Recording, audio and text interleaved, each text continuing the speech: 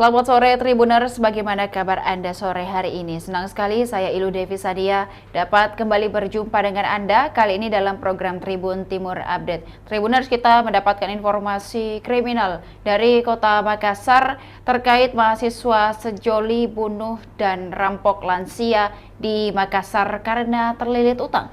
Terungkap fakta baru bahwa nenek Tarimah berusia 66 tahun ditemukan meninggal dunia dalam rumah di Jalan Todopuli 18, Kecamatan Manggala, Kota Makassar pada Selasa kemarin. Nenek pengusaha sawit ini di Sulawesi Barat rupanya tewas dibunuh oleh sepasang sejoli mahasiswa berinisial FS dan juga MAS.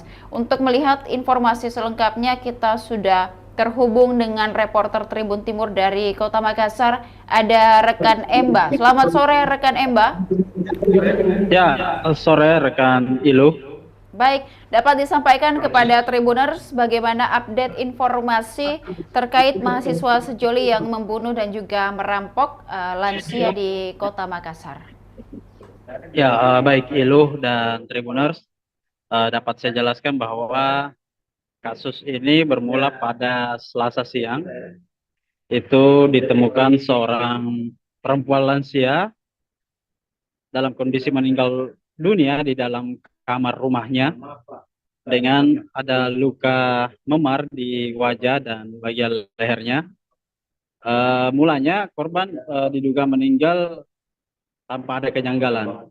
Namun setelah dilakukan olah TKP oleh kepolisian, terdapat luka memar yang kemudian menimbulkan kecurigaan bahwasanya almarhum ini meninggal dengan cara tidak wajar. Tim Jatandras Polrestabes Makassar, juga Resmo Polda dan Polsek Manggala kemudian melakukan serangkaian penyelidikan dan akhirnya mengungkap fakta bahwasanya Nenek Tarimah ini meninggal karena dibunuh dan dirampok. Dan orang yang terakhir kali datang di rumah tersebut sebelum Nenek Tarimah ini ditemukan meninggal, yaitu pelaku FA alias Vivi dan juga MAS alias Asrul. Keduanya adalah mahasiswa Fakultas Hukum yang merupakan pasangan sejoli begitu, yang datang berkunjung sekitar pukul 11 malam lalu hingga pukul 2 dini hari. Ilu.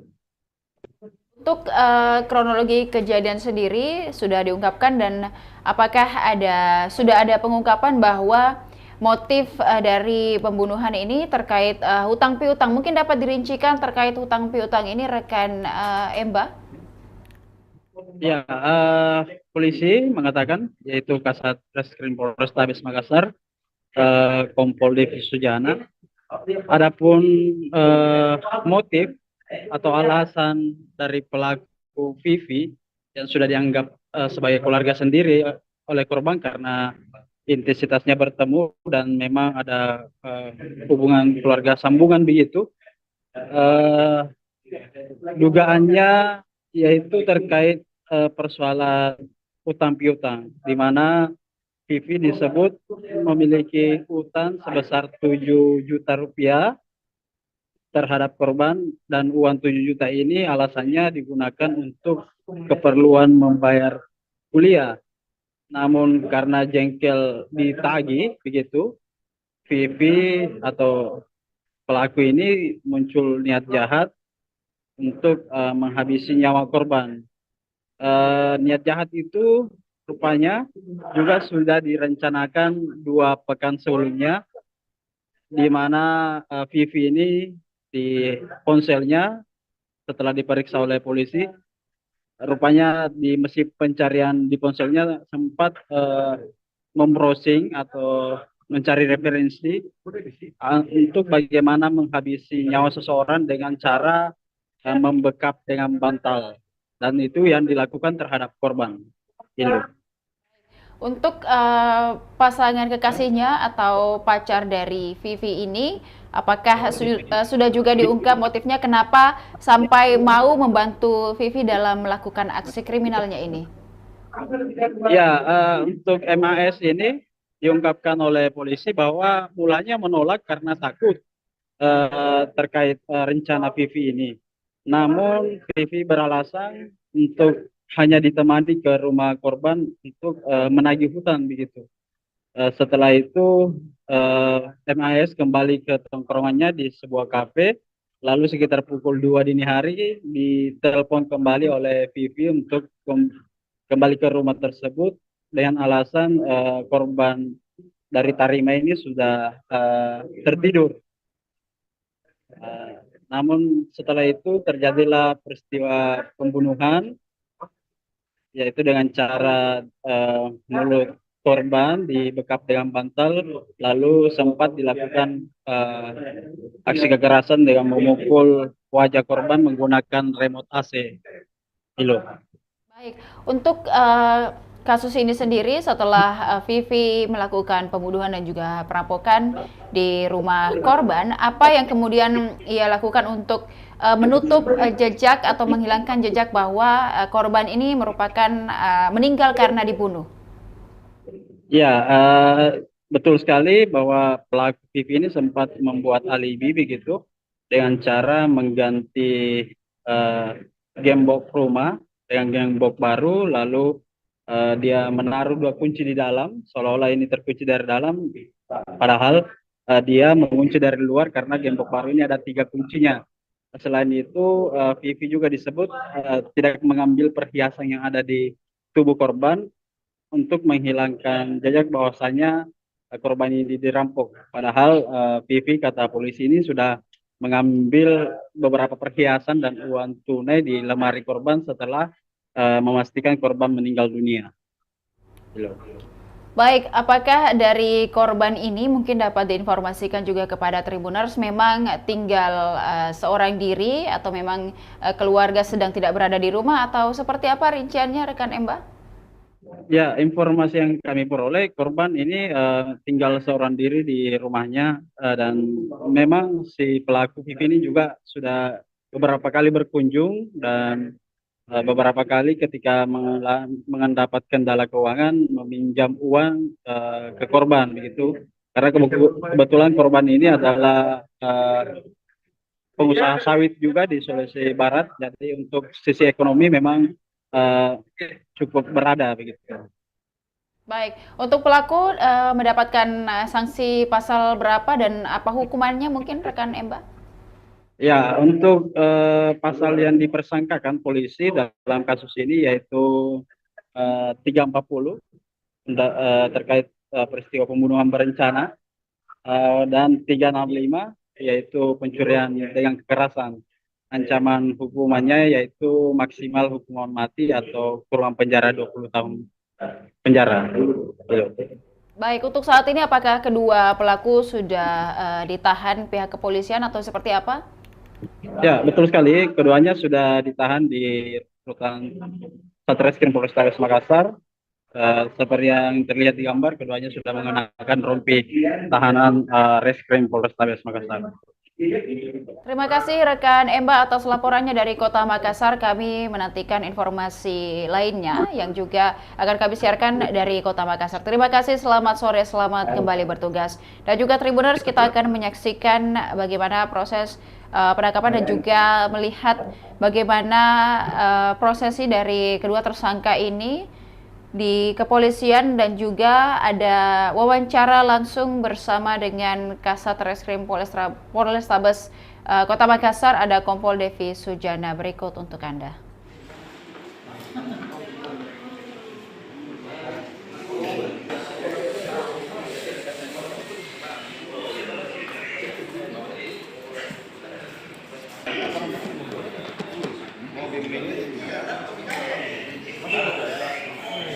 Ngadap ke depan ya bagus. Ya.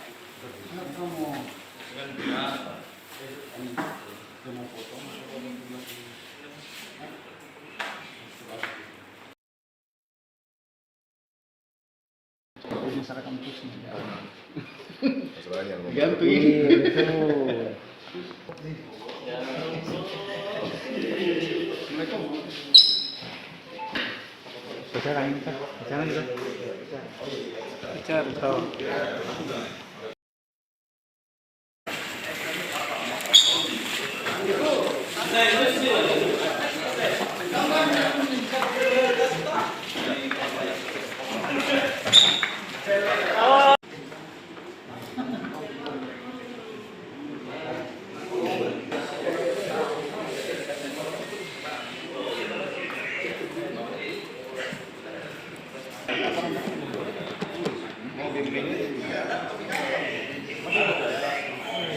Ngadap ke depan ya bagus.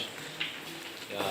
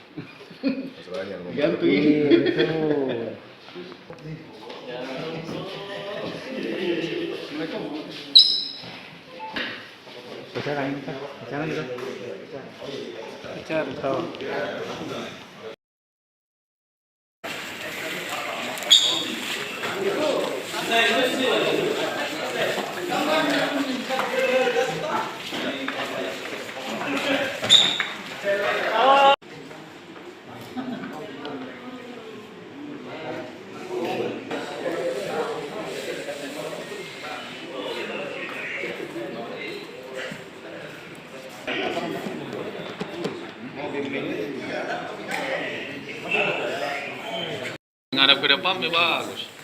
Ya.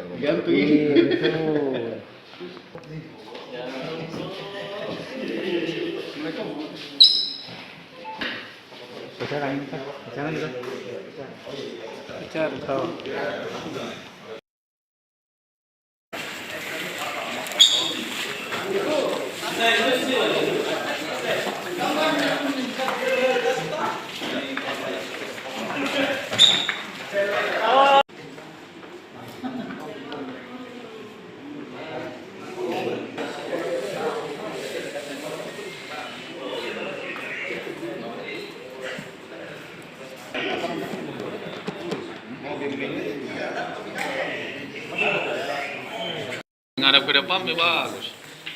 Ya.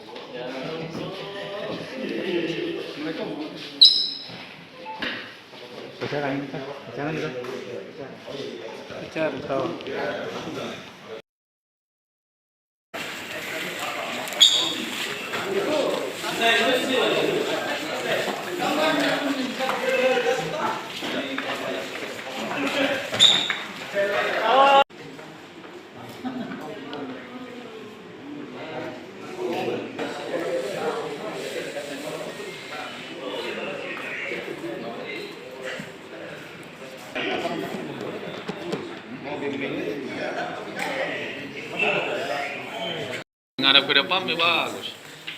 Ya.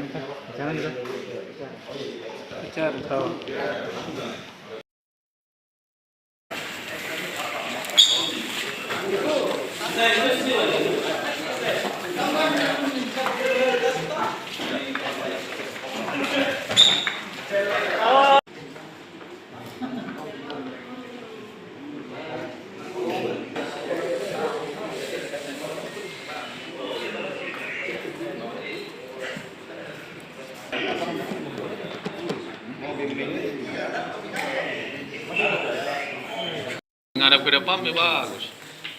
Ya.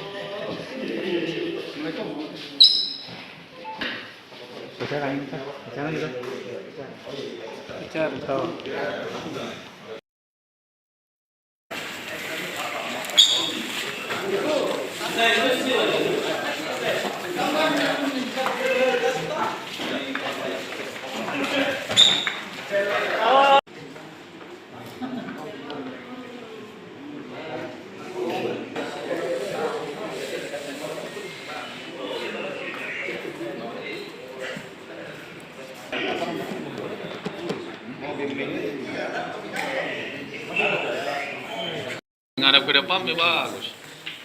Ya.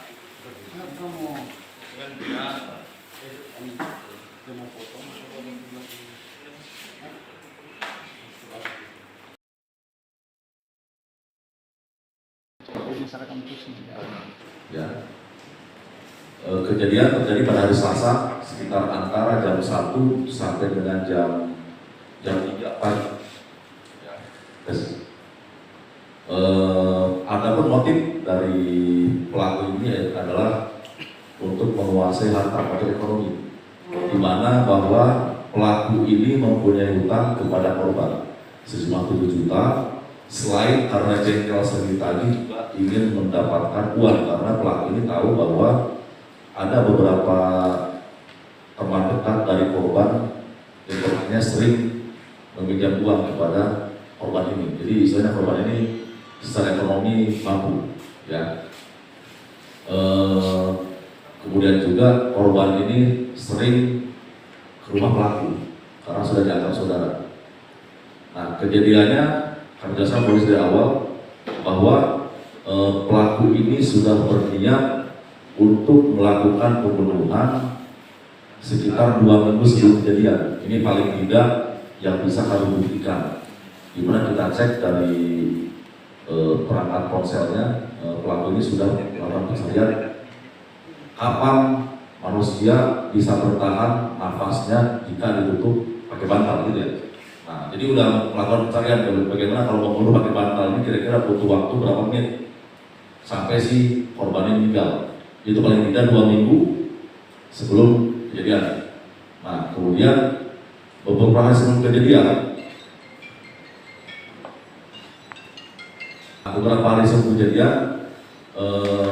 pelaku ini ajak pacarnya untuk melakukan pembunuhan kepada korban. Awalnya disampaikan bahwa dia akan menagih utang dari orang tua pelaku yang dipinjam oleh korban sejumlah 40 juta. Tapi ini adalah aslinya iming-iming aja agar si pacarnya mau ikut untuk melakukan pembunuhan.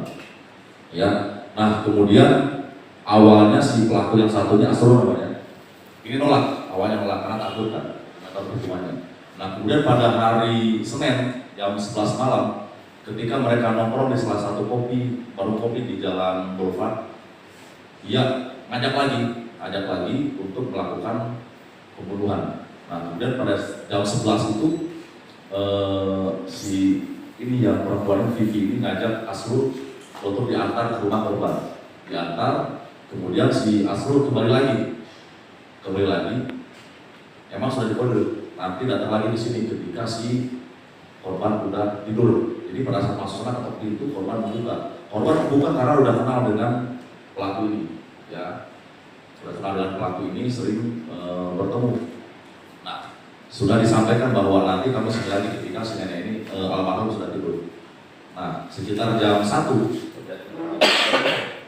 ketika jam 2, jadi jam 1 berangkat ke TKP, kembali lagi ke Boulevard untuk Asrul ini. Kemudian jam 2 dikontak lagi ke sini, ini nenek udah tidur.